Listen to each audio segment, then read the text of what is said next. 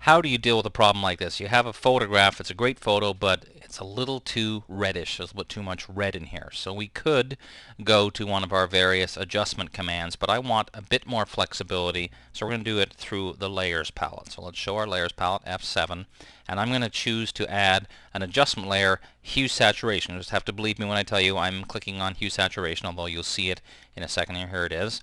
Now, obviously, in your version of Photoshop, you won't be dealing with the same problem I have in my little tiny filming area, but you get the basic idea. You want to be able to see the area you're working on.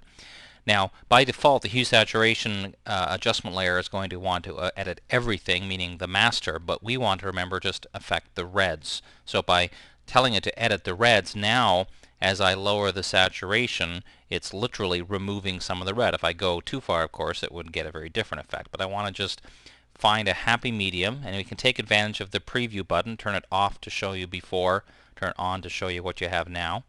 So that's looking pretty good somewhere in there. Might also want to play with the lightness a bit to see what it does. Maybe just a little bit lighter perhaps.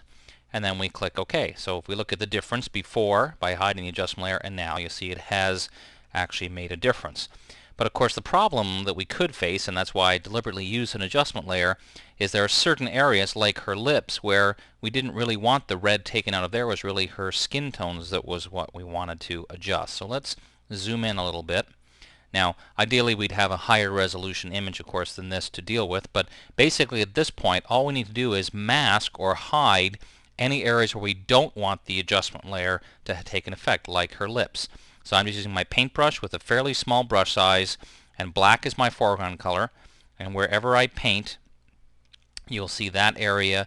It looks like I'm painting with red, but what I'm really doing is hiding the effects of the adjustment layer so it's not taking the red out of this area.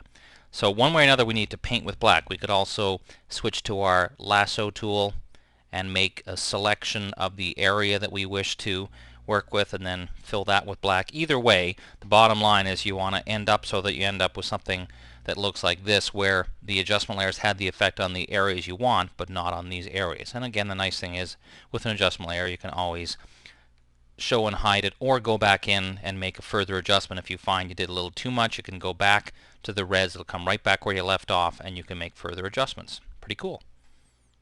Hey, this is Dave Cross. I thought I'd just film this little closing showing you the view outside my window here in Florida. So as we say, thanks for watching. We'll see you next time and hope that you... Darn. Yeah, this is my office. Oh, forget it.